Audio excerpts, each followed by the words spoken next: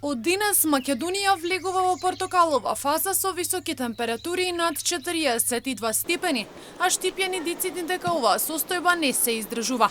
Вклучуваат клима, спуштаат ролетни и не излегуваат од дома, велат дека е начинот на кој гледаат да се заштитат од високите температури.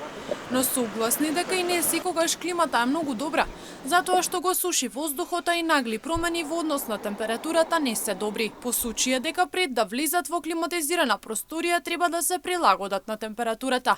Имам сенќе лози двор, а сенчето има клима у собата и така. Важно страшна работа. Оваа температура тешко да се издржи.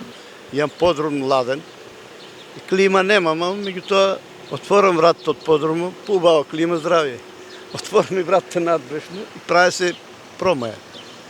А планирам да ставам клима, ама ако не беше подрумската соба, обавезно ќе ставеше, не се седе, жешко. Горе на спрато и джам и врата отворено, па не бива. Не користам клима јас. Ладно ми е доле долне на спрато. 18-20.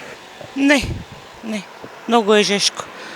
Многу е жешко, не се издржува и пуштаме ја по потреба. Од управата за хидрометеоролошки работи велат дека особено топло ќе биде од денес до средината на следната седмица, кога на повеќето места ќе биде активирано портокала во ниво за опасност од високи температури.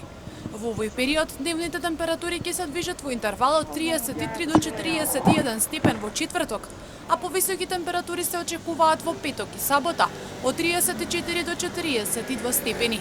Слични температури ќе има и во првите денови од следната седмица.